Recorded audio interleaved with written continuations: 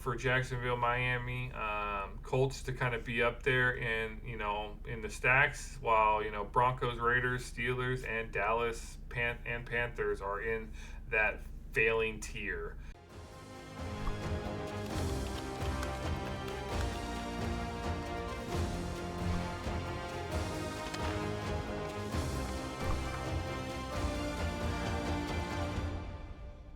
Welcome to DFS Insights. This is Dave Grant Jr. I'm here with my cousin David G. We are here to kick off the NFL season here on the DraftKings main slate Millionaire Maker. Hopefully out of one of these 17, 18 weeks, one of us here will have a chance and win that 1 million. Yeah, that'd be I'm that'd be feeling nice. pretty good. I'm Yeah. looking forward to it. I think this is probably be the week that it might happen. Everybody's kind of clueless going into week one, so Amen to that. Yeah, both the Thursday game and tonight's game was very interesting.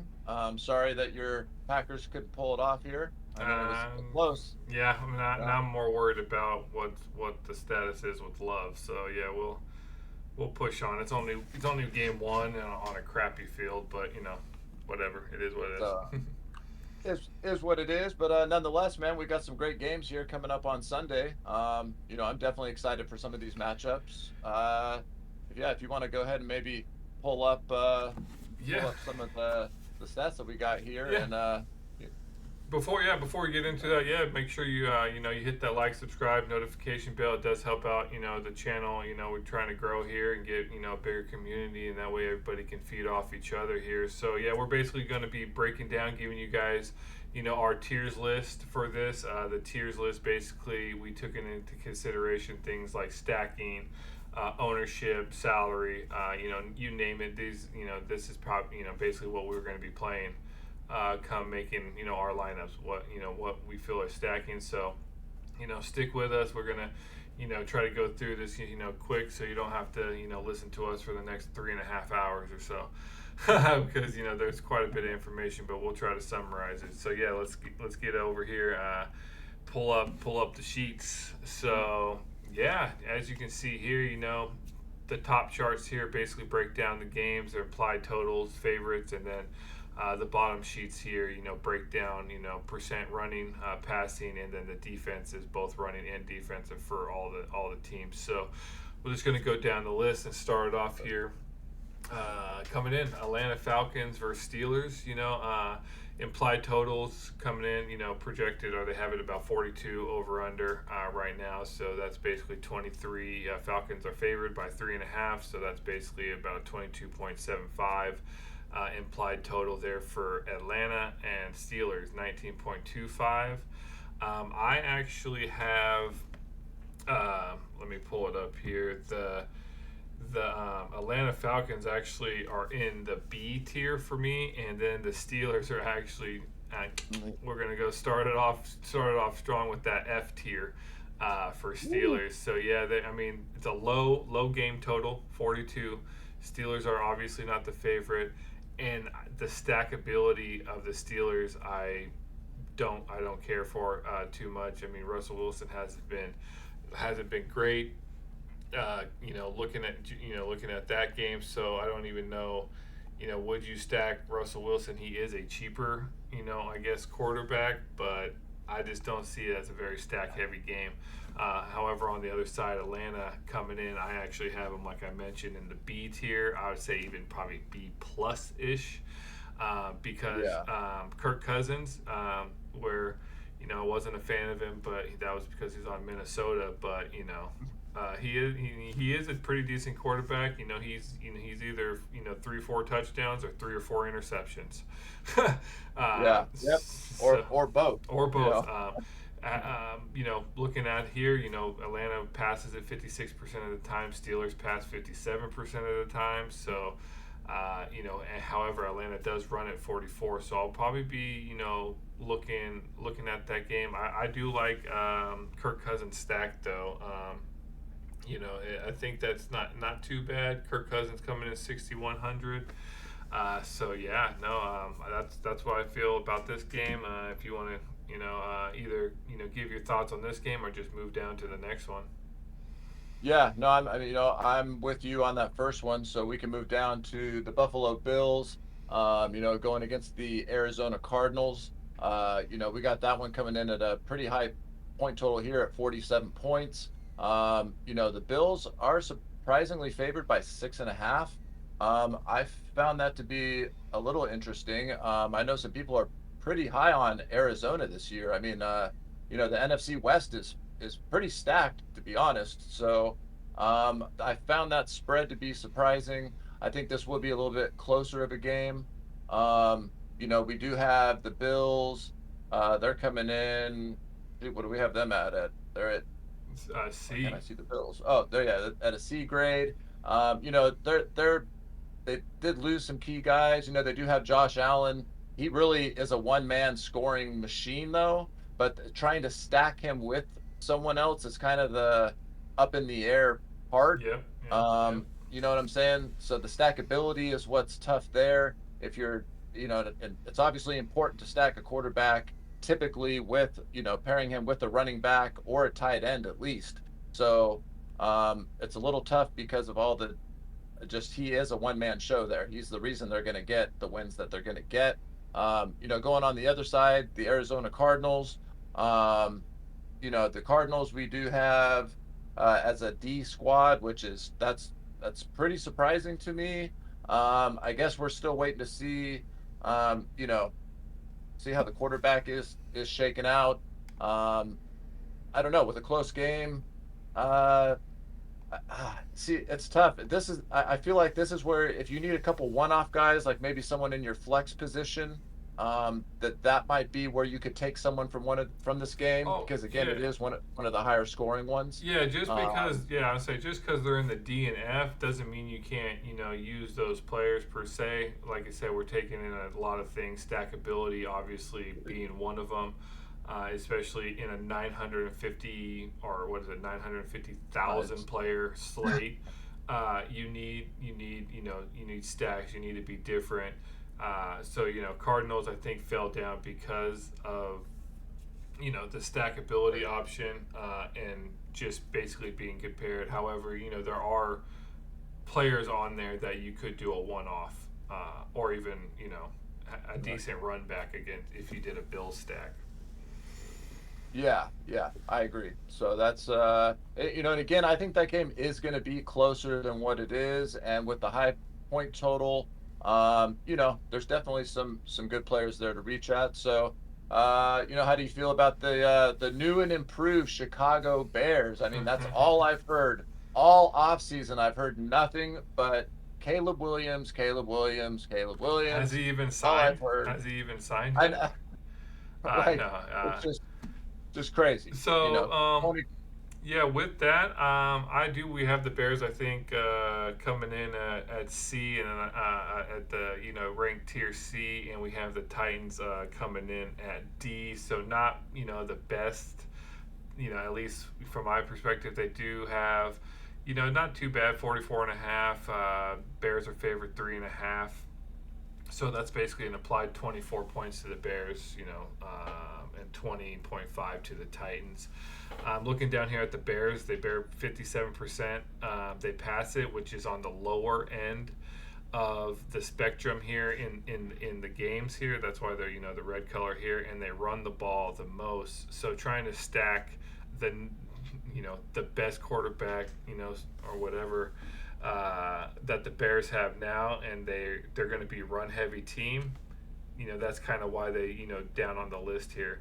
And then looking at their defense, run defense and pass defense is basically one of the top tiers coming in here. But mind you, this is all information that we have of now. That's preseason and then analysis, blah blah blah. So it's like, is this really what's going to happen? Bears could come in here and just be the Bears, and lose. But Yeah, so, however, looking over here at the Titans, they're coming in with one of the worst pass defenses. So they could make Caleb look like an all-pro, you know. So 10 Titans come in 59.1% passing, 40%, 41% running. So yeah, I might have a few, but I'd probably be either at the field, maybe slightly under this game. Yeah, the stackability is kind of there for Chicago. Here's the thing, it's like the stats we have up are from preseason, so we know that some of those starters didn't get a whole lot of stats. The Chicago Bears have been some people's like Super Bowl pick, which is hilarious. I mean, I get that their squad's looking nice, but come on, man, the Super Bowl, they were straight trash last year, and now the Titans are trash. It's unfortunate. They're one of my teams. I lived in Nashville for a while.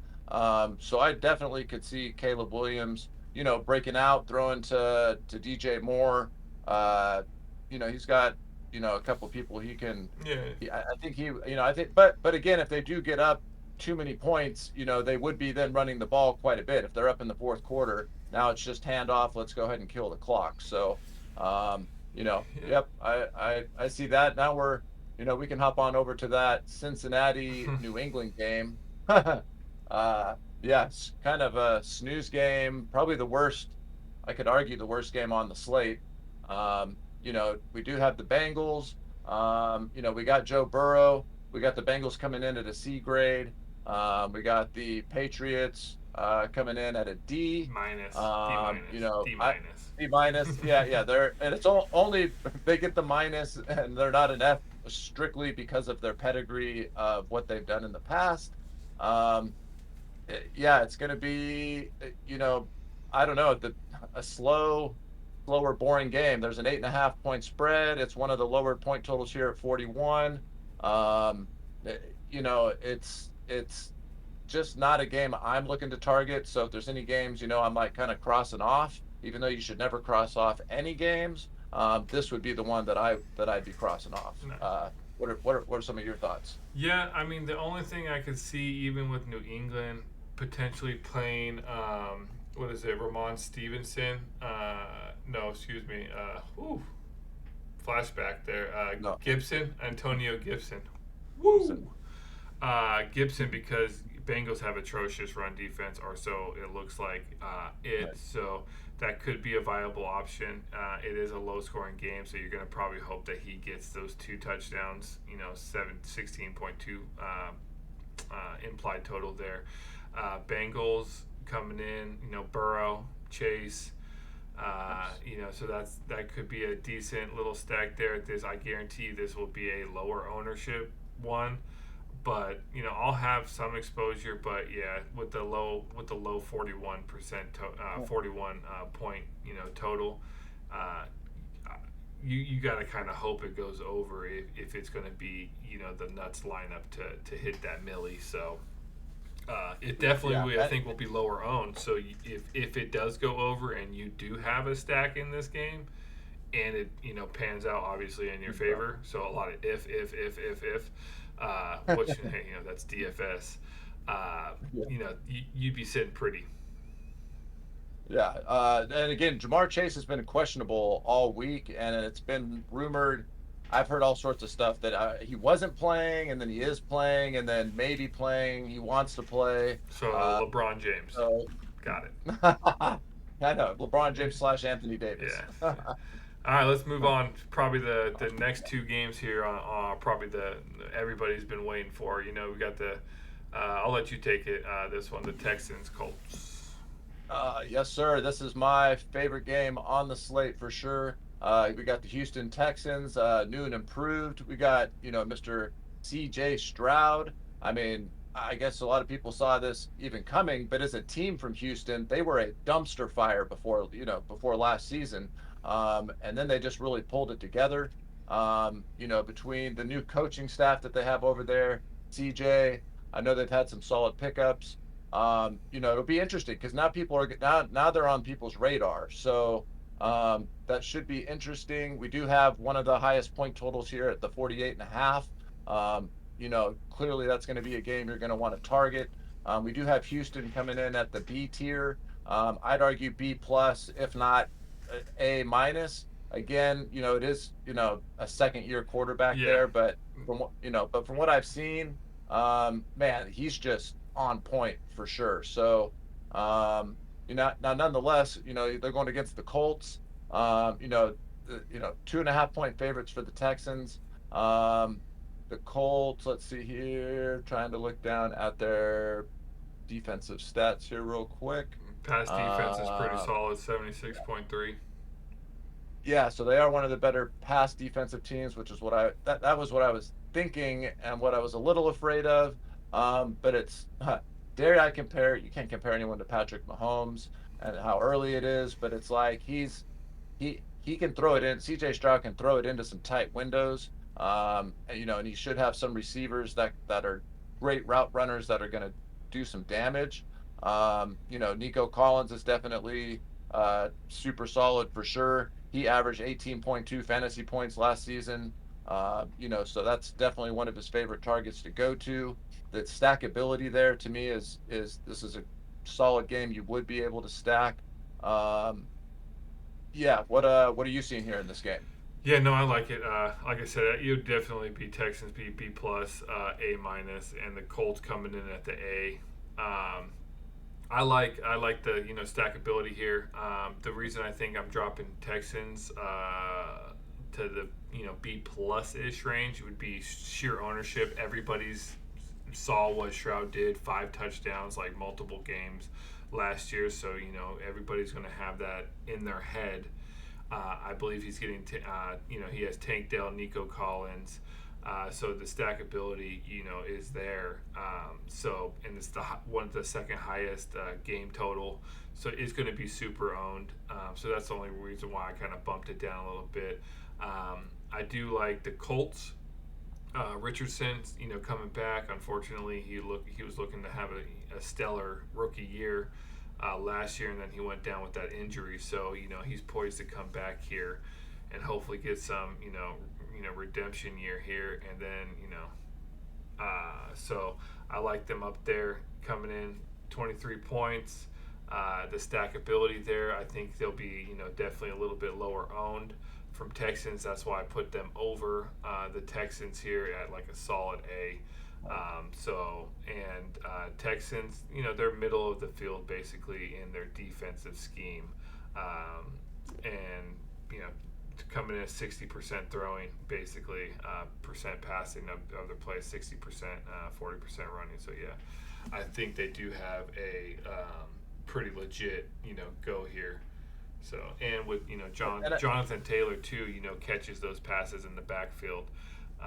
So that's just more points there. So And it's going to be, I believe, second-year coach D'Amico Ryans, who's off the 49ers coaching tree. So he was our defensive coordinator, and I was, I was super sad to see him go. But he goes over to the Texans, and within a year, again, they were a dumpster fire, and now all of a sudden he had them in the playoffs. So, now this is a second year under his belt as a head coach.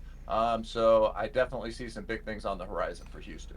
nice. All right, so yeah, moving on.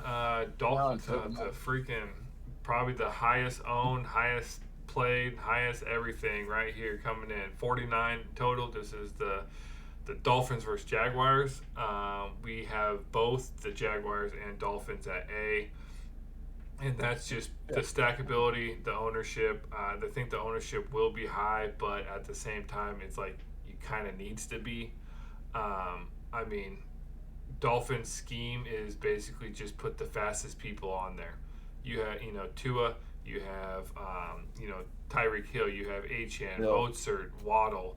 And it's like, dude, like, who don't you have at this point?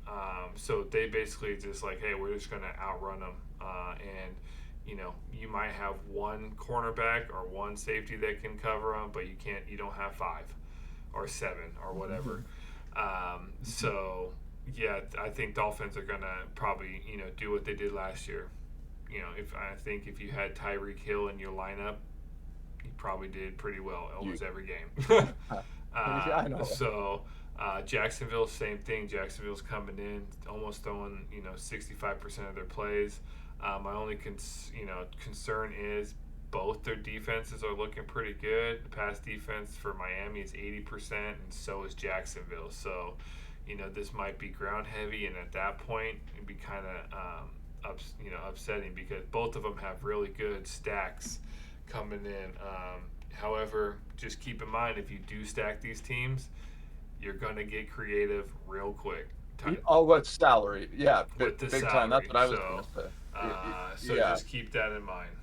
But at the same time, Um, I think Tyreek's going to be the highest owned player. I can look here to see, really what he's coming in at. Tyreek Hill, projection. Yeah, shoot, probably about 25 plus yeah. percent owned. Oh, yeah. Which is which yeah. I mean, it makes sense, but at the same time, when you're going against 100,000 or 900,000 people, you're gonna have to find ways to be different. I do really like Travis Etienne Jr., the running back for Jacksonville. I do like him a lot. He does also get quite a few receptions. He seems to average probably around 3.5 to 4 receptions a game. Last season, I'm not, I only see one uh, receiving touchdown, but he was just a beast on the ground as far as yardage and touchdown. So, he's definitely going to be a player I'm looking to insert into my Yeah, lineups. I mean, with, Lawrence, Trevor Lawrence, you got, Kirk, Gabe Davis is now on their team, so he played with Josh Allen. So, Yeah. he's, so they do got some pretty decent, wide receivers over there on Jacksonville too. So, yeah, unfortunately, I'm gonna Okay. throw over the next one to you here. Saints Panthers. What are you Oh looking? What are man. you looking Yeah. here? Yeah, man, this is rough. We got the Panthers at an F, and we got the Saints coming in at a D. So, and if anything, I could almost argue it. uh, Well, I guess D for Derek Carr. I mean, hoping that he's able to at least be mediocre. I mean, yeah, man, that's rough. The Panthers just completely gave away all their players, 2 seasons ago, or, yeah, about through the middle of that season when the 49ers got McCaffrey. So uh, basically, there's just no stackability there to me. There's going to be a bunch of rookies on that team. I'll be looking to target, if anything, teams really against that team. But again, the Saints aren't exactly screaming anyone super specific. Alvin Kamara, I guess, as a running back, because they should, the spread should be. I mean, I know they're both garbage here, but Saints Panthers 4 point spread. And it is, it's in the yellow, or it is one of the lower point totals. Um, I still see the Saints taking this one, and if they're up going into the fourth quarter by a touchdown or by 7, Kamara could be a solid running back play. At 6,700, he's at least under that 7,000 mark from a salary perspective. So I could see some one-off people either as a running back or in that flex position. What are your thoughts here? Yeah, yeah. I mean, it's on the lower end for me, but I mean, New Orleans coming in. Derek Carr is not the best, but he's also not the worst on the First, slate, and yeah. he does have decent. He has the Olave. He has Shaheed. Alvin Yeah. Kamara is definitely a dual threat. He catches passes and catches over here on DraftKings. If you're not familiar, count for one a point. So having a running back that also gains basically one catch from Kamara is basically like a running back getting 10 yards. Um, so keep that in mind. But at the same time, it's like, are you going to really play him over? Then what? Who would your run back be for the Panthers? Like nobody. No, They don't Panthers. I mean, Hubbard, running back, Hubbard. Like, really. Then Adam Thielen, but at the same time, then you have you know Young. He's you know. it, Yeah, I don't know too much to say about this game. It's not that great, to be honest, and that's why we have DMF. Could you do some one-off players like that Kamara maybe to get the points catching and things like that? But yeah, I'd probably be lower than the it, field probably on this one. it'd be on the same side, and possibly if you had to pick, picking a defense, it might be smart to go. I'm sure I'm sure their defense isn't that expensive for New Orleans. Mm-hmm. So, picking a defense against an offense that we know isn't going to do much, and paying down. Oh, no, never mind. They're the third most Yeah, I was expensive gonna say they're going defense on there again. at 3,700. Yeah, I say they're going So, against the worst team. So yeah, no, they would so definitely be up there. there goes that strategy out the window. No, I would probably even Trent, like, since it is, one of the lowest, or implied totals with, not the best teams, it wouldn't even be beneficial since defenses, the range is so one unpredictable, to whatever, even put the Panthers in there and just hope they keep the Saints to the lowest scoring game. Like, I mean, that's yeah, what you're really kind of hoping for, and then that way you'd eat, benefit from that, the whatchamacallit, the extra salary the there. extra So salary. Big time. Yeah, I did notice that as a correlation of what a lot of the winning lineups have is really they pick the defense last and they don't care really if it's one of those, they do the lower amount there and just hope. yeah, oh, that's That's all you can. that's I what I mean, know. defenses, it's so wide ranging.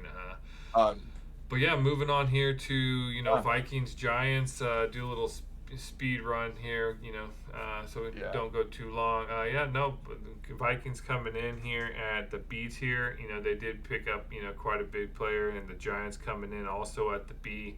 And I think this is basically some of the. It is a lower game total, so the ownership I think will be lower. However, I think the stackability here is great. You have Sam Darnold on the Vikings, who's I think at like 5,400. So you save a ton there. Excuse me, 5,200. And his receivers are crazy. Jefferson, Addison, yeah. like I mean, so Addison. yeah, you can pick your poison there. Hawker, you know, there. So it's like the stackability is great there. Giants, Daniel Jones is hopefully he's going to have a decent year, but I think the salary will help you in the stacks there. But yeah, no, I like it. What do you got about this one before Yeah. moving on? Nope. I'm right there with you. Yeah, I think the quarterback, with Minnesota and the stackability on that side's definitely nice. Nice salary saving. So, if you need a quarterback that has some great target, great guys to target at a low price, going there is definitely not a bad idea. So, yep, I like that pick. I got Minnesota, taking that game for sure. We got a 1 point spread. 1.5 point spread, but I can see Minnesota taking that Mm-hmm. down.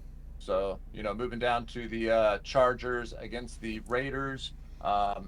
We unfortunately got the Raiders in the F tier. Man, that hurts.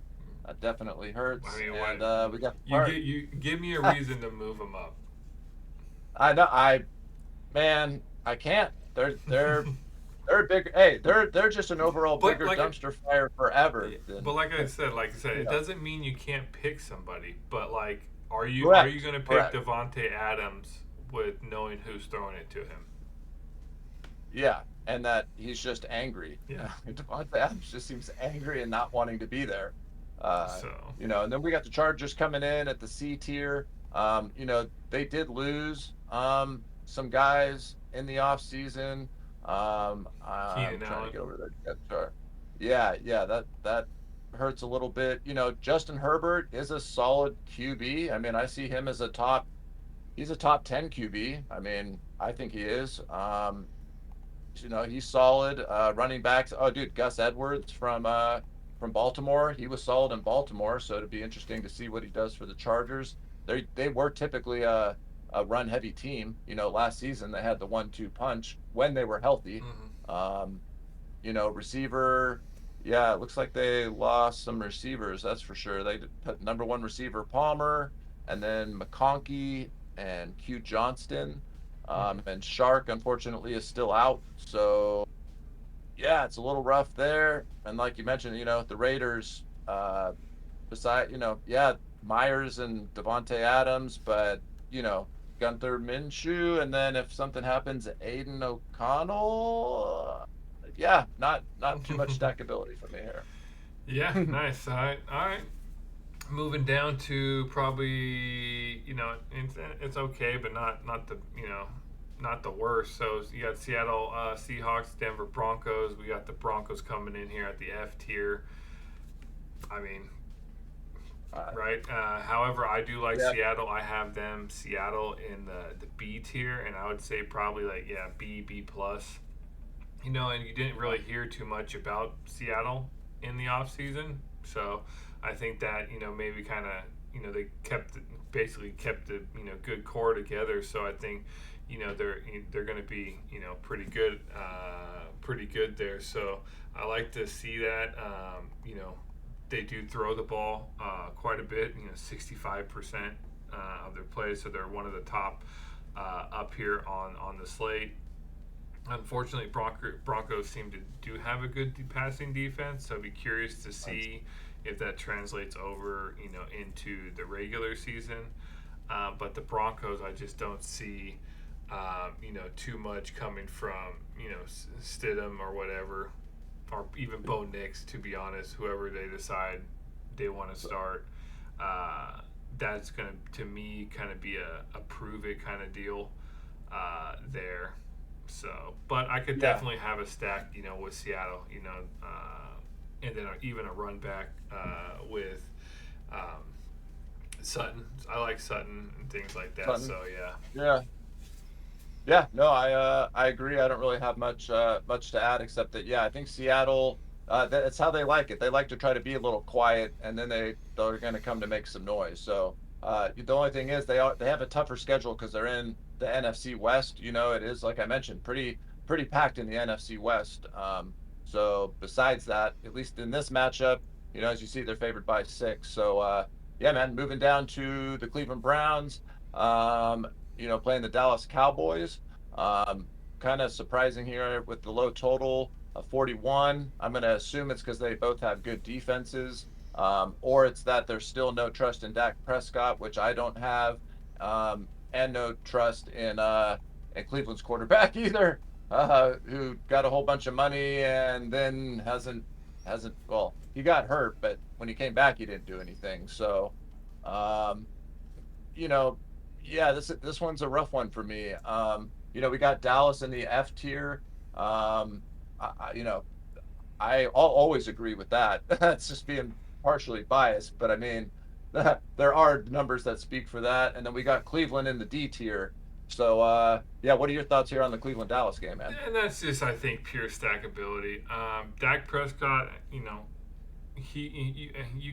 can stack him with CeeDee Lamb, but it's just so much salary, and it's not. Cleveland Browns have a good defense. They have solid. It's the one of the lowest, this second lowest, tied for the second lowest implied totals here, and it's like, who's going to show up? It does Lamb and Dak really have good vibes going into it? Lamb's upset or whatever. Dak Prescott's probably on the hot seat for the ninth year in a row. They just, I, I mean, he always seems to have a lot of yards. They just can't win the important game. But no, I mean, it is what it is. Browns, unfortunately, their running back core, Chubb's out, Hines is out, so Foreman's going to be basically taking the reins here. I don't trust the quarterback all that much. He is, uh, you know, probably too relaxed from getting massages. Oh, I'm just kidding. oh, Too soon. But no, it's not. They're a ground and pound team. Browns are, coming in about 40% running. So yeah, yeah, man, and it's insane. Dak Prescott's the third highest quarterback, and then CD Lamb is the most expensive receiver. yeah. Is that not insane to But that's you? what I'm I saying. mean, Well, that's that's just why they're at the yeah, F tier, because it just doesn't make sense. yeah, Um, yeah. so, Oh, all right, that's moving insane. on. Last but not All right, least, probably nice. going in Tampa. The Buccaneers coming in. Both these teams we got at the C list, and they're coming in Mhm, 42 and a half. 23 implied total for Buccaneers, 19.5 for Washington. Buccaneers, mhm. Mayfield, you don't know what you're going to get. In all honesty, he either he's I don't know, Yeah, he's either going to have those Mayfield games, or he's going to come through like an NFL quarterback. So Yeah. Mike Evans, is Uh, still there, but he is getting up in age. Um, Godwin, I think he could be some good value at 5,800. I do unfortunately like the other side a little bit better. Washington Commanders, the quarterback, is basically Jaden McDaniels. He's going to get his first go around at it. So there's not a lot of data, people see. So he might come in lower owned. We know Terry McLaurin is a good receiver. So that's potentially good stack option there with Jaden McDaniels and things like that. So you're a big fan of Christian McCaffrey because now he's on the Niners. So his brother is over there, wide receiver for Washington. So maybe you can root there too. Just kidding. nice. Yeah. Uh, Well, I do have the Commanders. I do have but them look, winning this the game. Commanders are the lowest percent running team. So he's going to be airing it out. More than They'll be likely, there. they're going to be playing from behind. So Yeah. I bet you he probably has 30 plus passes, like high 30s, So potentially 40 yeah. passes this game. So yeah, that's like you mentioned, that's actually a pretty solid underdog pick because there's not a whole lot of data on him. So that could be a good dart throw here in week 1 for sure. All right, nice. So that's the Sunday slate, Milli-maker. So yeah, let's just throw up the refresh here of the tiers. So coming in, look for Jacksonville, Miami, Colts to kind of be up there in the stacks, while Broncos, Raiders, Steelers, and Dallas and Panthers are in that failing tier. So with that this is DFS Insights Milli-maker. We're covering, the Milli-maker here on DraftKings, single game over on FanDuels for NFL, and we cover UFC main slate as well. So with that, good luck, and hope we get a millionaire maker here. Uh, Anything else to add yes, before we sir. go? Nope. Good luck, everyone out there. Looking forward to Sunday football. Love that NFL's back. So good luck to everyone out there, and I hope someone out there gets to that million.